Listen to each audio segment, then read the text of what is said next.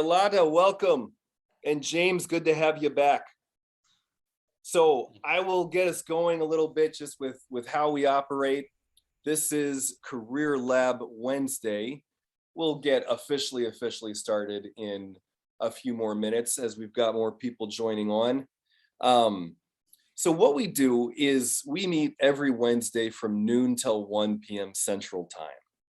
And we have topics, we have different guests come in, but we're really here to serve you. And so we want to open it up to any questions that you have. So be thinking about that. What's on your heart? Is it a challenge that you have in your current position, leading a team, working with a boss, any of that kind of thing? Are you looking to advance and wanting to know how to do that? Are you in a spot where you're fresh out of school and you're looking for your first job and you want to know about interviewing? Or maybe you've been in at a company for a long time and pandemic has stirred things up and you're jumping around and you're like, oh my gosh, how do I talk about myself after 10, 15 years? I haven't interviewed in a hot minute. We open this up to all questions related to your career. And I think we've got enough folks on now that we'll get rolling officially. Welcome, Robin. Good to have you. And Mike, welcome back. Amar, good to have you here. And so there's a couple ways that we do this. One is we love it when you come onto the Zoom meeting and we can see you. Nancy, thank you. Great to see your face.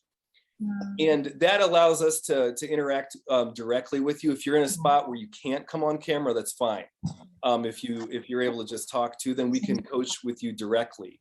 If you're not able to come onto the Zoom meeting, then you can type your questions into the comments or chat in LinkedIn, and Jane Coletta will make sure that we see those, and we'll do our best to get to those questions also. So again, Career Lab Wednesday, we are open to all questions. But I want to introduce Dr. Gordon Medlock, who is an expert in helping people in their careers. And he's going to say more about that and about how it's really, we look at your career being a vessel for you to become who you can become. And I also want to welcome our special guest, Rachel Marusars, Dr. Rachel Marusars. So she has a fantastic story. And I am so excited for her to share about her journey. And I want everybody to be listening in and applying what she shares to yourself, seeing a vision of how you can be using the tools that you're learning here with her share. But enough of me talking.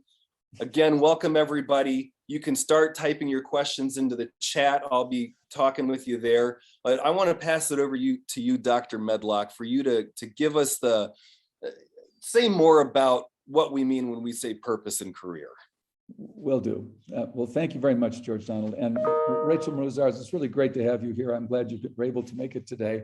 And I look forward to hearing your own narrative of your development and your growth through your career and the things that you've done that hopefully you can model and share for others to share and look at their own journeys in the same way. The thing I just want to emphasize is a theme that we've had, as George Donald just mentioned, two important things. One is that your career is an opportunity for you to grow and develop as a human being. We're at a point where, 200 years ago, a job was just a job that you did to get through to pay the bills and put food on the table. And that if you got that, you were ahead of the game.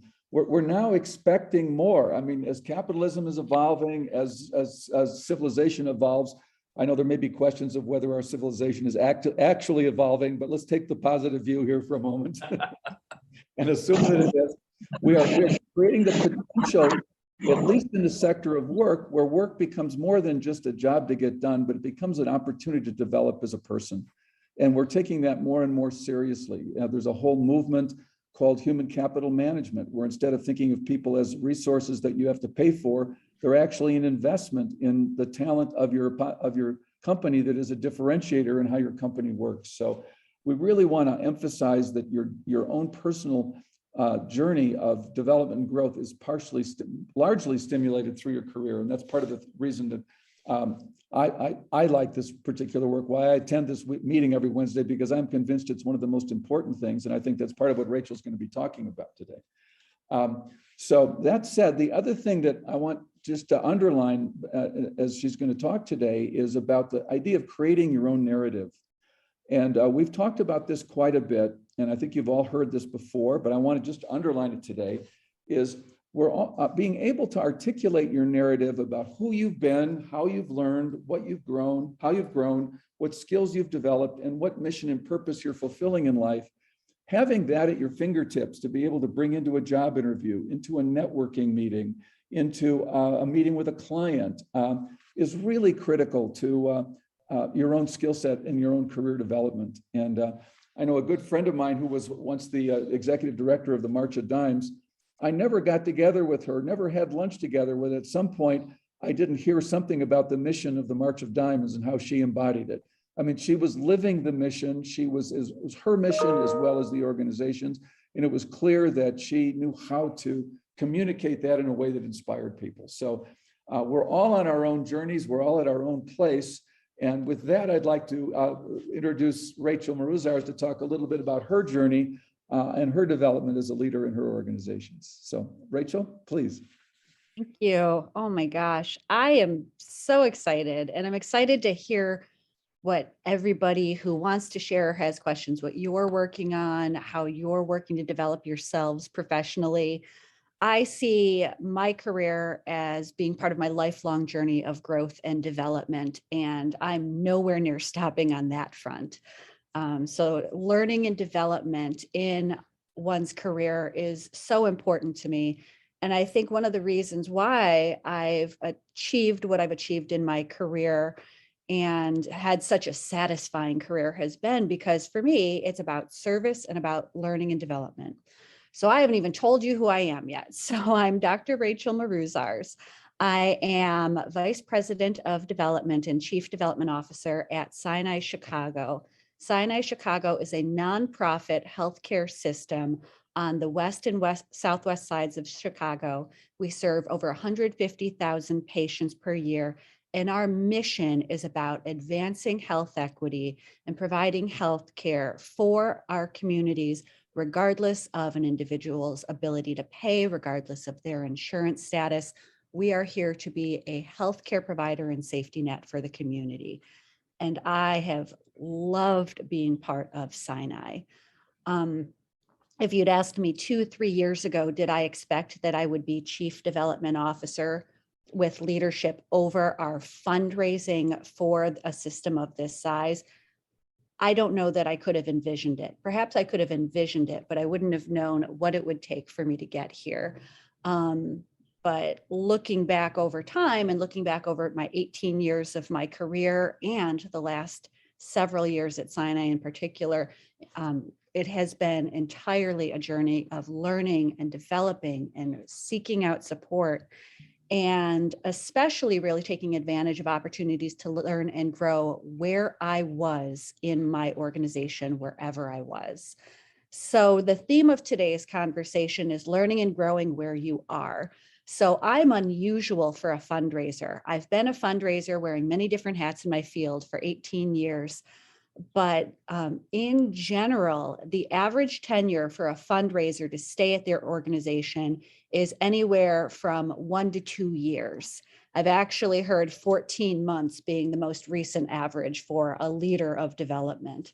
And you'll hear me use the term fundraising and development interchangeably. But just know I'm talking about fundraising, talking with donors, talking with individuals or corporations, asking them to give to support our mission. So I consider myself a unicorn in my field, and that I've had the opportunity and, in my case, the pleasure of staying at organizations and really investing in them in ways that helped me grow and develop personally, and where I felt like I was able to make a difference at my organization. My last employer, the AIDS Foundation of Chicago, I was there for 9 years. And I had so many opportunities to grow and develop, from starting off as a grant writer, moving into leading the grant writing team, moving into new areas of fundraising and individual giving, moving into being the leader of corporate and foundation relations for the organization. And over the course of those 9 years, contributing in so many ways to the organization, in ways that really helped me learn and grow and stretch and leave a mark, such that when it was time for me to leave, then I had an opportunity to come to Sinai Chicago, where I've now been for 5.5 years, and have continued to have opportunities to learn and grow and make mistakes, and sometimes have faceplant moments, and also have lots of successes. Such that now I am in a position that I really would have considered my dream job for many years. I get to lead our fundraising initiatives and lead our fundraising team for the system, working with our C-suite, our CEO, our board of directors, leading a fantastic fundraising team, and continuing to learn and grow as I continue to stretch myself as a fundraiser. If you'd met me, 10 years ago, 15 years ago, technically I was a fundraiser. Technically I was in the field, but I was mostly on the back end writing grant proposals, not really interfacing with donors, pretty socially awkward, pretty uncomfortable with the social interaction that is so important for my job as a fundraiser and so important for the industry. But what I've been fortunate to have over the last 10 to 12 years in particular, and really just very grateful to have, is the opportunity to engage in programs to help me develop my social and emotional intelligence, to work with coaches and to work in various leadership programs, including volunteer opportunities where I didn't have to pay, I just got to learn and grow. Such that over time, by learning how to both be more comfortable with my own emotions in high anxiety, high stress situations, and learning how to interact with other people, and learning how to bring those to my career and to my positions, whether at the AIDS Foundation of Chicago or whether at my time at Sinai Chicago, I've been able to grow tremendously. I've also been able to raise millions upon millions of dollars. And I'll tell you, if you had met me 10 years ago, I would have felt uncomfortable even saying something that sounded as much like bragging as that, raising, that much money. But one of the things that I've really learned over time as I've invested in my development through programs at the Wright Foundation, working with coaches, working at Wright Graduate University, pursuing my degree there, including working with Dr. Gordon Medlock, who's been a tremendous mentor to me. I've learned to really celebrate both my successes and to celebrate the lessons that I've learned from my failures along the way. I've learned how to take opportunities to grow wherever I was, rather than look for what's the next job at the next organization, looking at, okay, this afternoon, what's the next opportunity for me to learn and grow? And I would argue that it's helped me move into greater leadership, take greater risks, make more money, and really be more satisfied than I ever would have been if I were just looking at my job as a paycheck. There's so much I can say, and I want to open it up. That is amazing. The one thing I really want to underline in what you shared just now was about how you dug into challenges. I've known you for some time, so I remember you back at the AIDS Foundation, and that you would not just go to, okay, how do I get out of here? Or how do I necessarily fix this? But how you would go to being with the feelings and really mining that and learning how to, it's like, if you can overcome some seriously challenging things, it may still not be the best job fit for you. I'm kind of speaking to everybody. It may be that there's the next step, but if you can really dig into the challenges right where you're at, the payoff of whatever your next moves are can be huge. So I wanted to underline that for everybody. Thank you. Yeah, well, and if I may, I'd like to give a very specific example on that point. I was thinking about that last night when I was preparing for this morning, or for this afternoon, I guess. So looking back about 8 or 9 years, there was a moment in my career where I was very challenged at work. I was making lots of mistakes. Even 10 years into my career, I was I found myself experiencing a lot of self-doubt. I was questioning my abilities. I wasn't building very good rapport with certain key partners and key individuals at my organization. And it would have been very easy for someone like me, who historically was more of an introvert, who historically would kind of pull in when things got challenging and just go very quiet. It would have been easy for me to say, okay, well, I guess I just need to find another job, or I guess this field's just not cut out for me. But after some tough conversations at work and some really tough, heartfelt conversations with some of my coaches and mentors, I shifted from seeing it as, boy, look, I'm not performing well, which in that moment was candidly quite true, to what would it look like if I were to really learn and grow and take on some of the challenges, including simply self-doubt, including putting some systems in place for staying organized and staying really on point that I didn't have or that I needed to shore up, including improving some of my communication skills so I could work in better rapport with certain colleagues and be much more accountable for my outcomes and bring people into the loop on what I was working on. So these were some of the skills that I was working on. And I told myself, okay, I think it was April. I said, I am going to invest hard in building these skills, working this plan, using my coaches, getting feedback from my boss and my colleagues. And I'm just going to develop myself as much as I can over the next 6 to 8 months.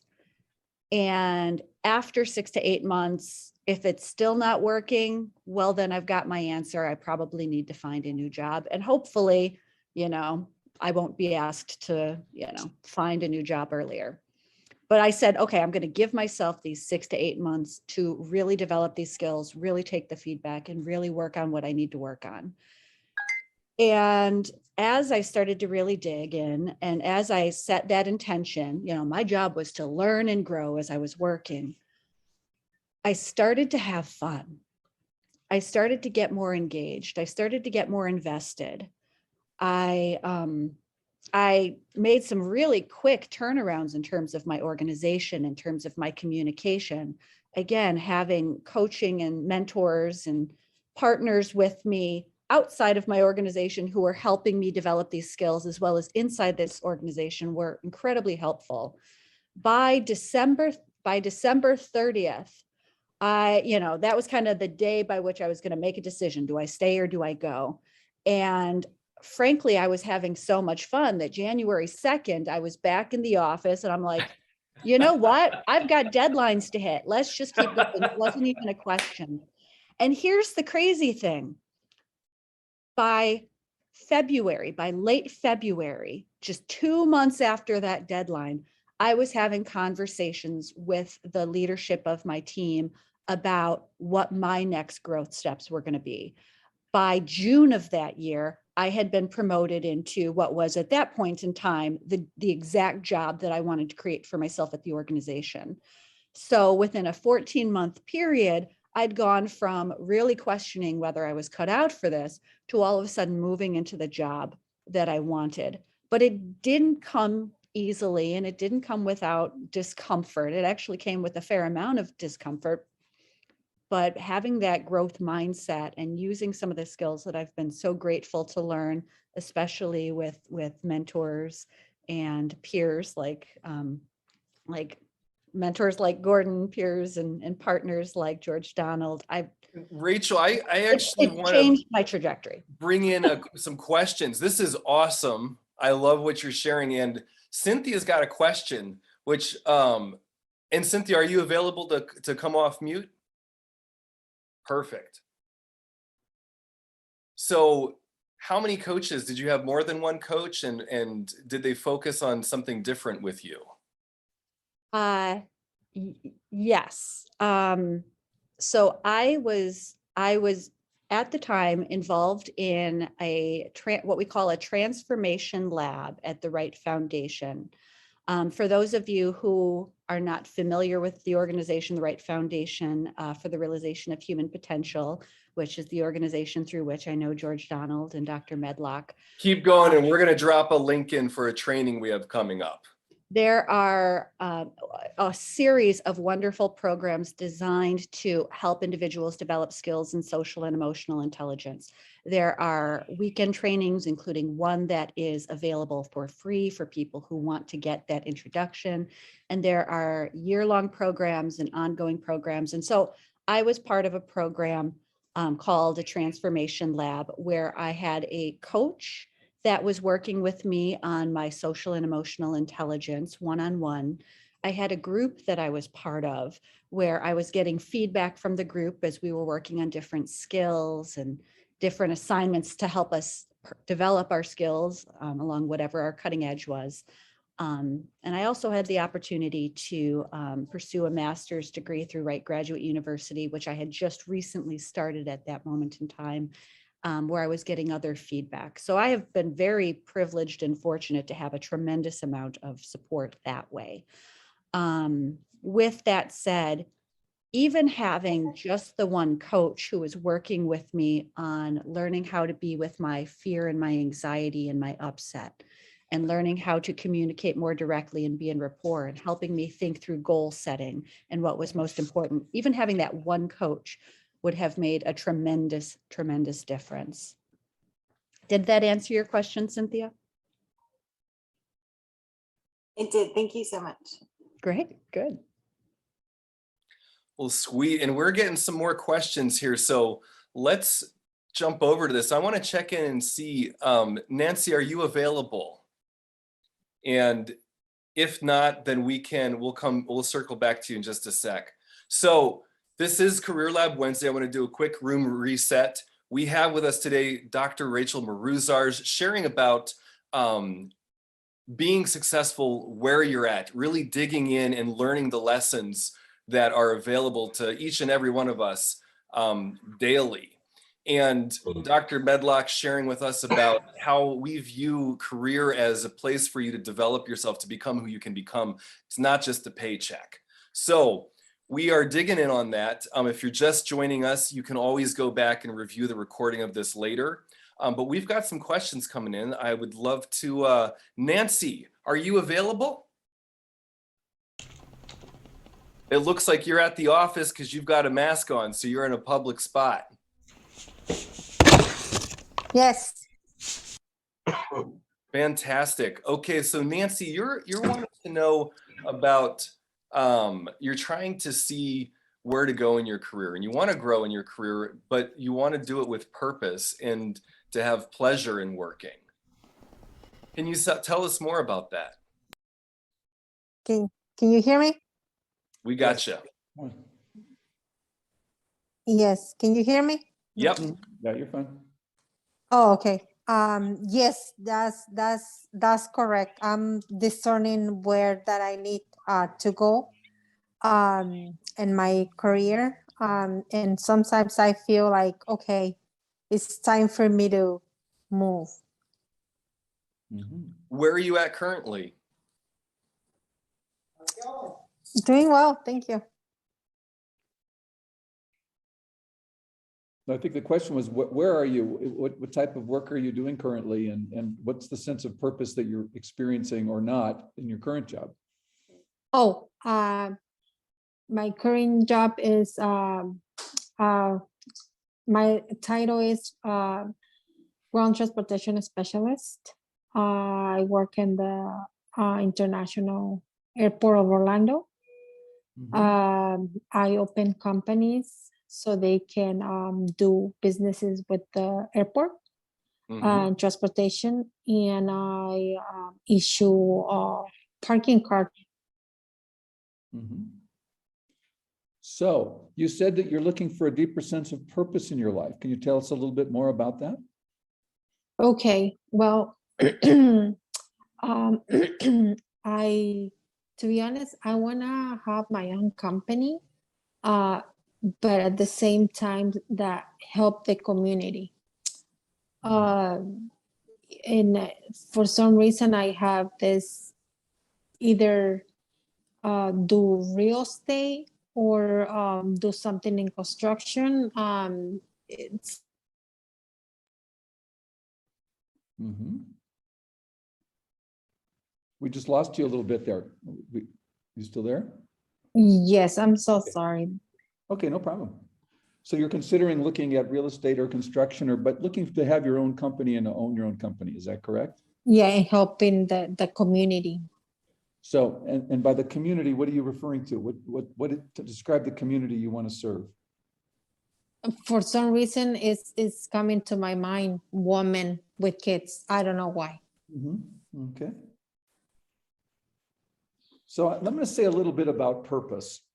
First of all, thank you for that, because I can see that those are important things for you. And it sounds like, by the way, do you have kids yourself? No. Oh, okay. That's interesting. So Yeah. a lot of times our purpose evolves out of our own life circumstances and issues. So I was curious if that might be Mhm. how that has become a focus for you. But I want to say a little bit about purpose in our jobs. Right now, you are actually doing a lot that has a lot of purpose connected to it, in the Mhm. sense that you're creating opportunities for other companies to come into work at the airport, to be able to have new opportunities. Some of those companies may well be women-owned companies, or you may even be doing more in that area to support or develop women companies being more represented in that market. So there's a sense in which it's important for us to understand how we're living our purpose now, and then seeing how that evolves into the next version of what that might look like. So I'm kind of challenging you a bit right now to think about what's the purpose you're finding in your current work, if you take a deep look at it, that you can relate to, that keeps that job being meaningful to you. Helping the company. You broke up a little, I think, unless it was on my end. Did you all hear what you said, or was it on my Oh, side? I'm sorry. Can you hear me now? Yeah, Yep. yeah. Mhm. What I believe I feel so satisfied helping companies to open. Mhm. And when the COVID started, I feel so sad whenever the companies were closing. Now they're coming back. It's overwhelming because I have a lot of work. So you're excited about seeing companies flourish and being able to provide opportunities for them. That's a lovely purpose and a lovely sense of inspiration. I get your energy as you talk about it.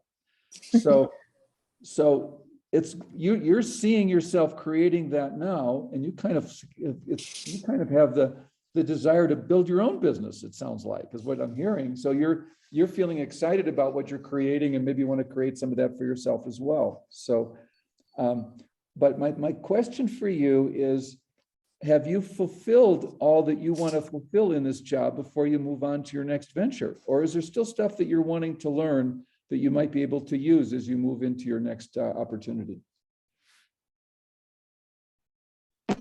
I think I'm a perfectionist, and I want to have everything perfect. And that's kind of hold me back. Like, hey, get everything done with your companies, be perfect, and then you move on. That kind of, when it's a bad day, I'm like, oh, are you really want to move? Well, perfection is going to be elusive. So I'm afraid that in that case, you may be there forever, because none of us are ever going to be perfect, I'm afraid. But there is a sense of completion where we feel like, I've learned what I need to here, and I've seen what my growth opportunities are. I've been exploring it, but I'm not seeing opportunities to grow. Is that the case in your current position, or are you seeing other opportunities that you could also continue to build your skill set right where you are? I don't think there is in my department, I don't think there is room to grow. Oh, in your department, are there other departments where you might be? Maybe. Mhm. So I'm guessing that you're a valued employee where you are. If I talk to your boss, would they tell me they're glad to have you on board? I think Nancy dropped for a second, but I can say yes. No doubt. Thank you. So did you hear my question? Okay. I didn't. Can you repeat it again? Okay. Sorry. I said, if I were to talk to your boss, I have a feeling you're a valued employee. And I just wondered if that was the case. Would they say, we really value her and we're glad to have her on our team?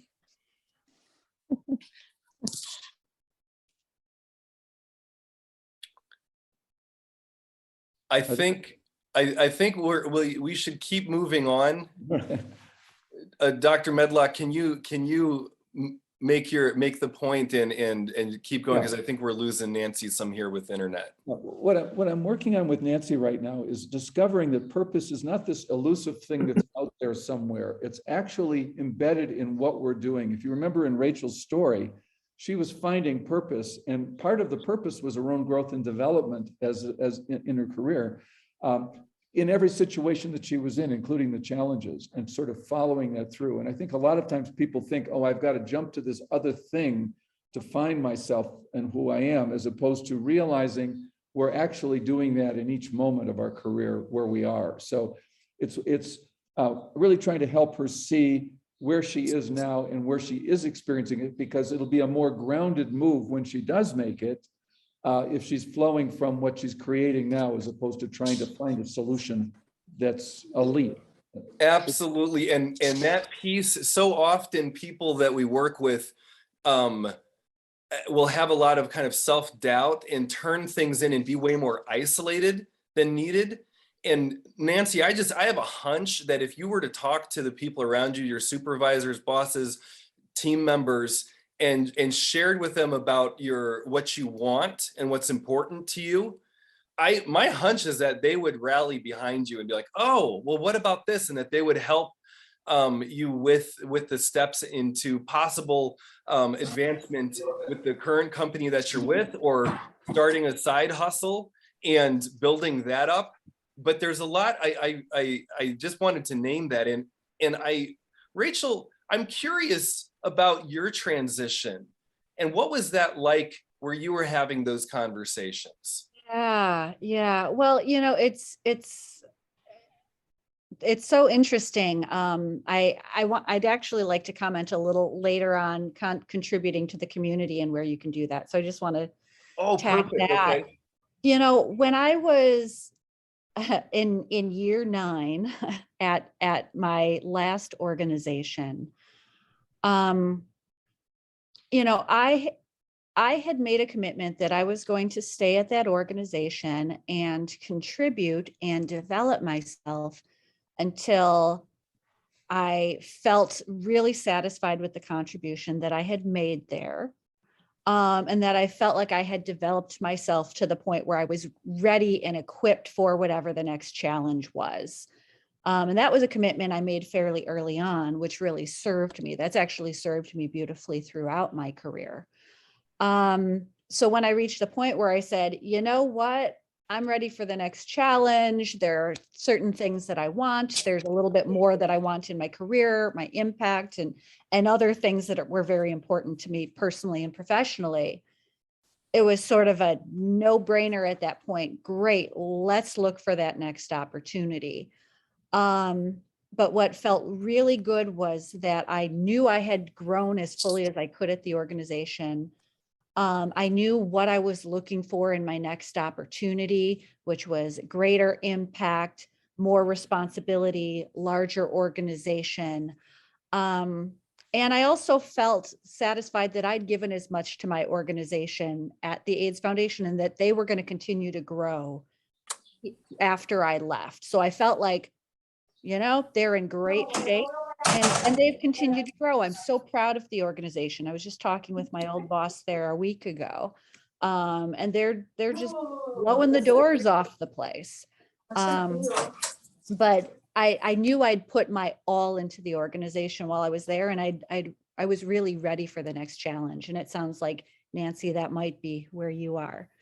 If I can just comment very quickly, because I know we've got other questions coming in. So Nancy talked about wanting to contribute more to the community and especially women with children. I totally love what you're saying. So much of my career is about contributing to the community. And people often talk to me and say, well, you work for nonprofits. Boy, that must be satisfying. But you don't have to work for a nonprofit or change a job to be a contribution. And I think that's an important message to hold. If I walk into my organization and I see somebody who's having a rough day or in pain or simply looking a little sad, if I can make meaningful contact with them in the moment, let them know I see them, say hello, that's part of my contribution to the community. Doesn't matter if I work for a nonprofit, doesn't matter if I work for a business, if I'm investing in my colleagues, if I'm investing in my team, if I'm supporting my bosses and letting them know I'm with them. Like, no matter where you work, you're contributing to the community and you have opportunities to contribute to the community. So I just want to name that. You don't have to go somewhere else to be a contribution and a gift, because I'll bet you every person on this call is a contribution and a gift, maybe in ways you don't even see. Thank you. Beautiful. Thank you, Rachel. And thank you, Nancy, for sharing and keep us updated. Let us know about the conversations that you have and join us again. We are here every Wednesday, noon to 1 p.m. Central. This is Career Lab Wednesday, and we open it up to all questions. Calvin, great to have you here. I'm glad you're able to make it on today. And Greetings. I'm sorry, let me mute that. Yeah, thank you. You're welcome. You're welcome. We've got some questions coming in. I'm curious, Lawanda or Fundi, are either of you available? We can certainly tee some of these up. Hello, Lawanda. Hi, how are you? Doing well. That's great. Thanks so much for joining in. So you've got a question about, you feel that there's so much more you can do, but you want to refresh your drive. You're feeling stuck. Can you say more about that?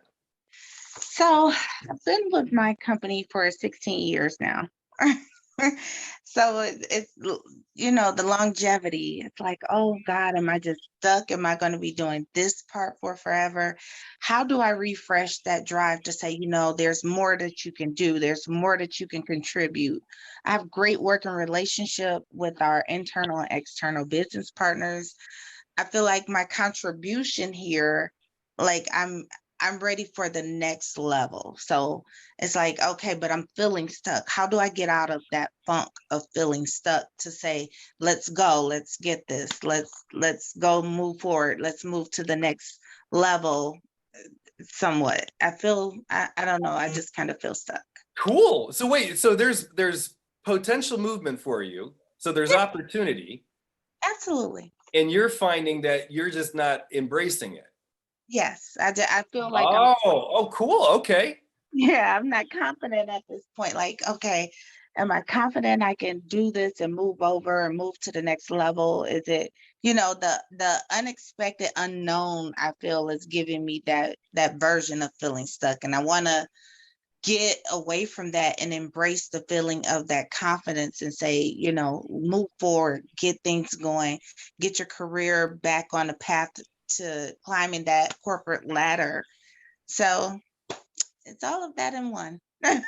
Beautiful. Luana, thank you so much for sharing. And I would love to hear from either Rachel or Gordon on this one. Oh, Gordon, you're on mute. Rachel, you are as well. Thank you. Okay. Thank you. Lawanda, I've been nodding as you're saying this. I love the question because it's such a great one. First of all, the way you can recognize when the next move is the right one is when you feel, oh my God, I don't know if I can do it.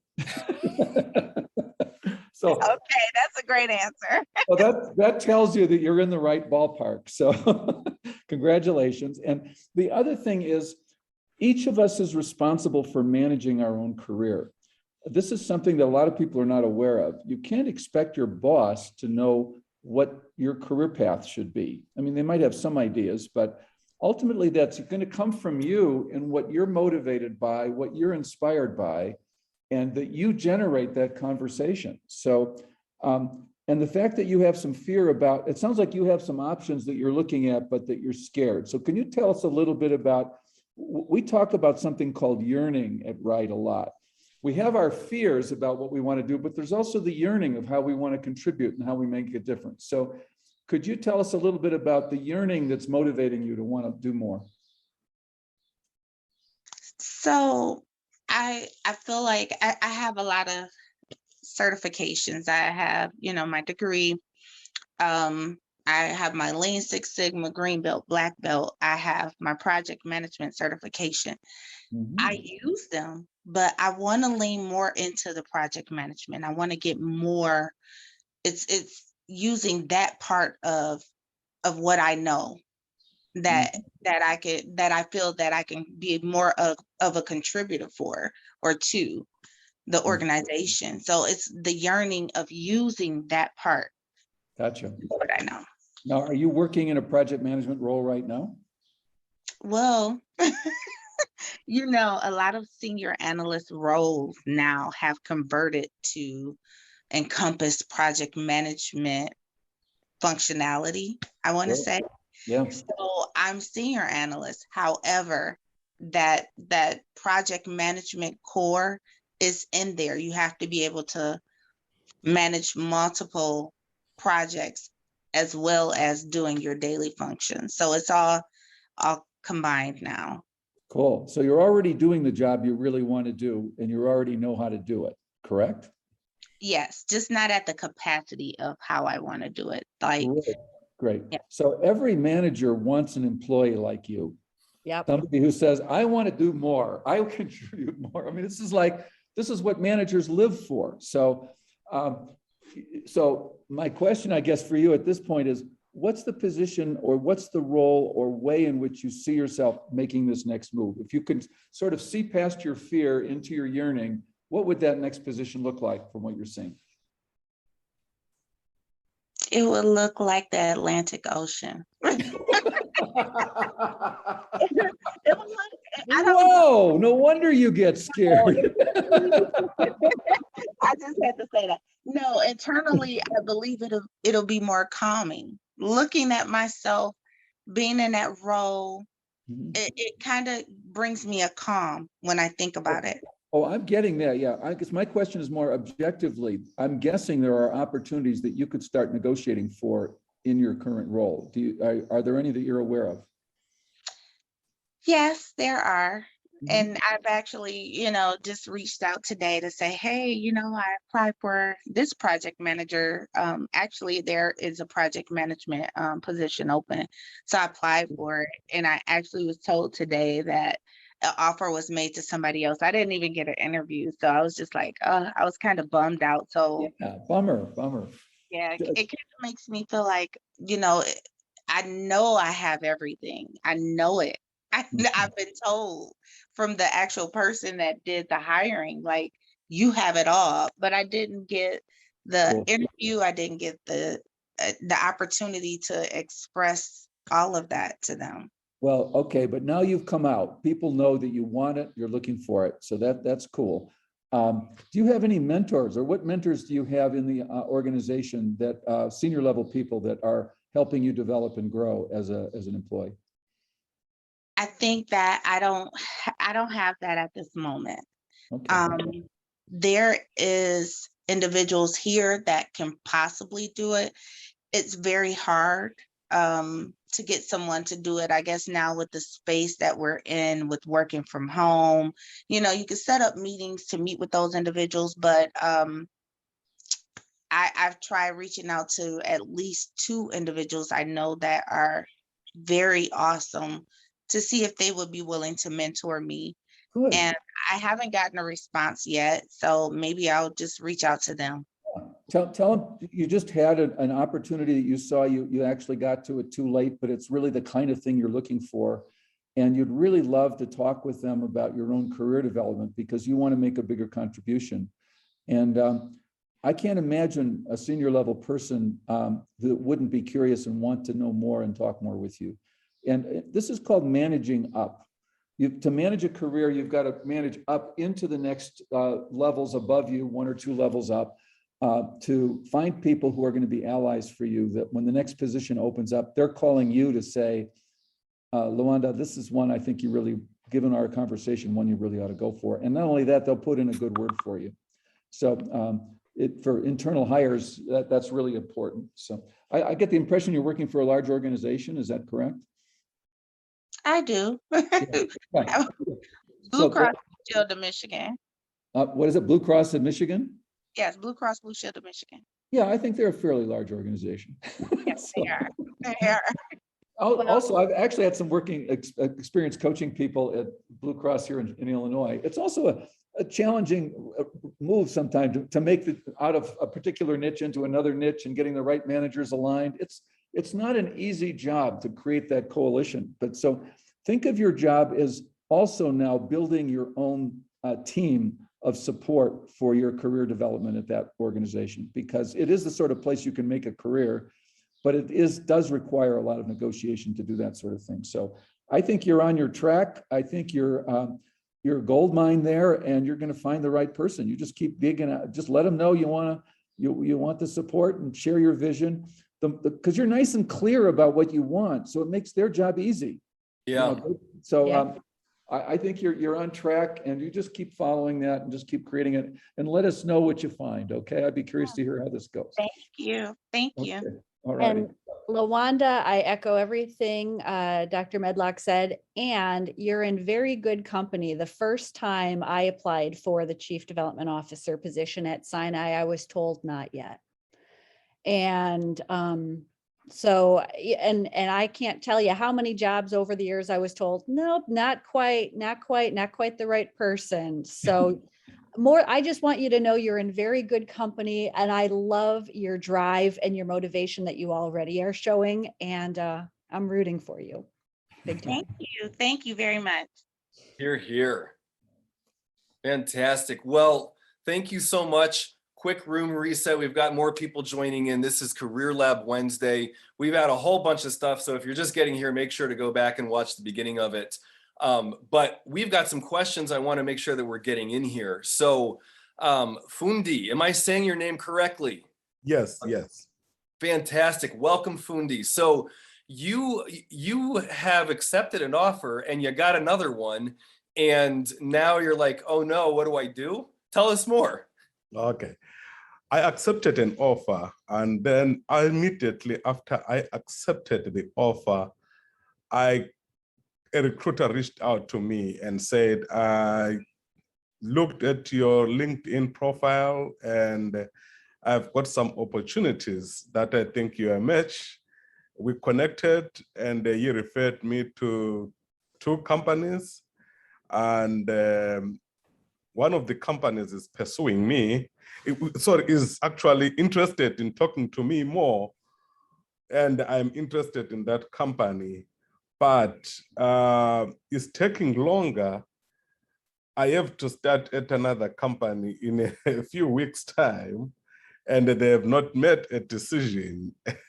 So that's the challenge that I am in. How do you deal with that? Well, Fundi, this sounds like a great problem to have.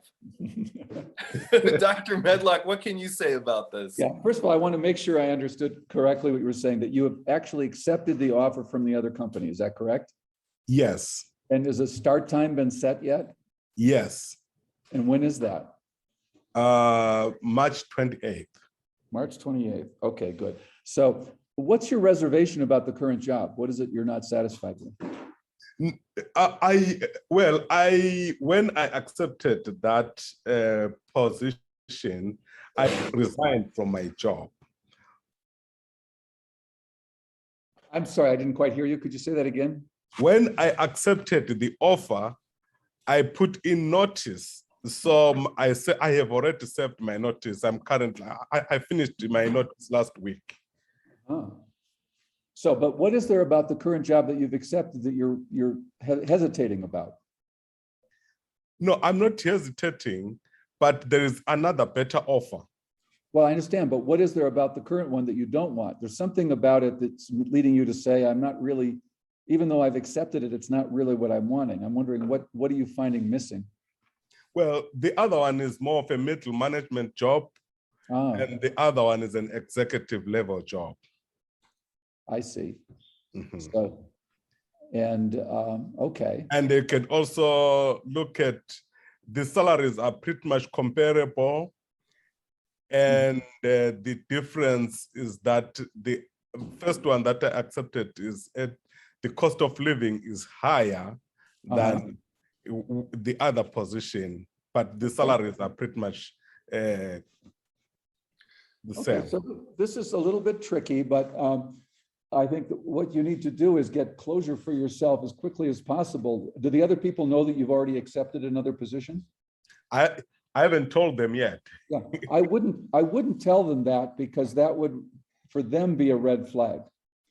If they felt like you've already accepted a position and now you're wanting to renegotiate another one. So I would at the most say, I have an offer that I'm considering, but I'm really interested in yours and would like to hear more. I would not say that you've accepted the position yet.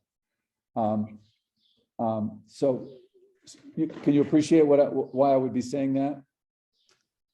Yes, yes. Yeah, so it's, as I say, it's a little bit of a delicate situation, but I think that you're entitled at this point. You do have another week or so to negotiate that, to really explore this other opportunity. And it's certainly, it is a buyer's market for sure right now in terms of employee talent. And you can come back and say, I'm sorry, but as I was looking at this, I'd had another couple of offers, and one of them came in that was really significantly more, and I think it's a better fit for me, so I'm going to have to pass on this. And I don't know if they have any recourse from that, if they have any. I'm just not sure what their possible, if they're upset about that. I'm not quite sure what their possible moves are, but you're kind of in a gray territory there. So I'm just saying that you're going to have to be a little bit careful how you negotiate all that. Yes, but my main worry is that I'm keeping them uninformed of what I'm going through, and telling them at the last minute might not be a good thing. So it's from my own ethical perspective that, Mhm. yeah. Well, the problem there is if you let them know you're looking at another opportunity and that one isn't settled yet, you could end up with nothing. That's true. So you are putting yourself in a very awkward situation there as well. I think you've got to give yourself, I think you've got to let this other person know, you need to know within the next couple of days about this, because you're not in a position, you've already promised to get back to these people and finalize things by X day. And if they say, I'm sorry, we can't act that quickly, you may end up having to settle for the job you accepted. So what are your thoughts about that? Well, I think that's a good thing, but they've already purchased a ticket for me to come in person. And so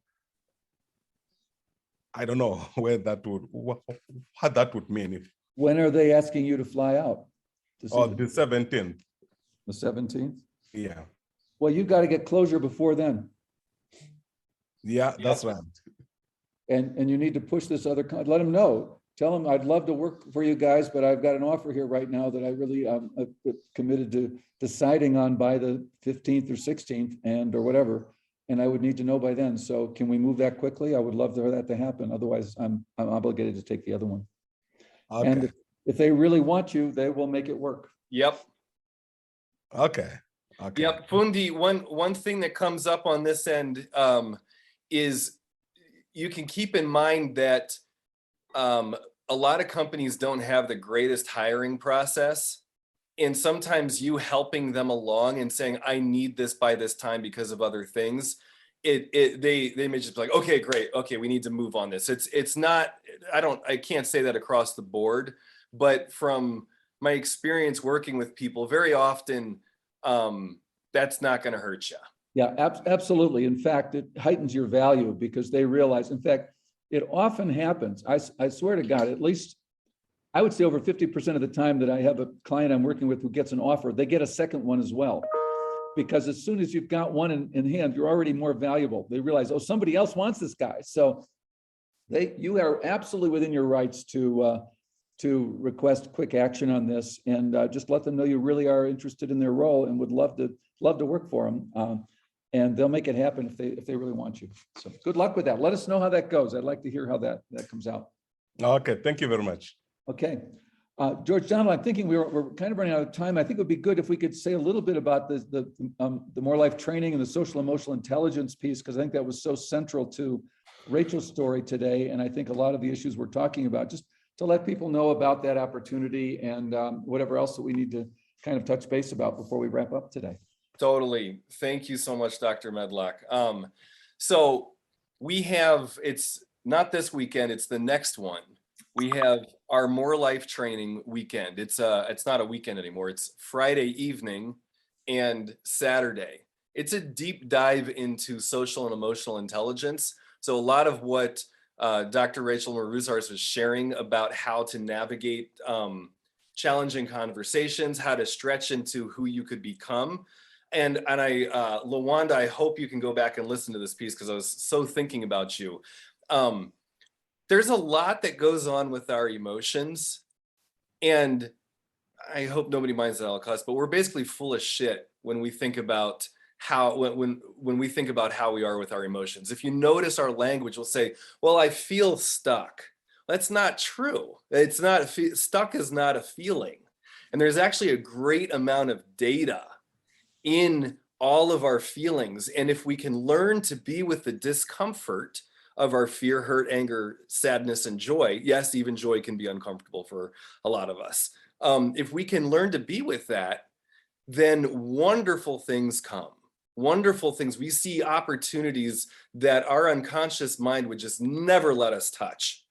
And so I was thinking about you, Rachel, with how you wouldn't let yourself see possibilities as like a reality. And then the other thing that we'll do is we'll say, oh, I have to hit some big decision or really go somewhere else.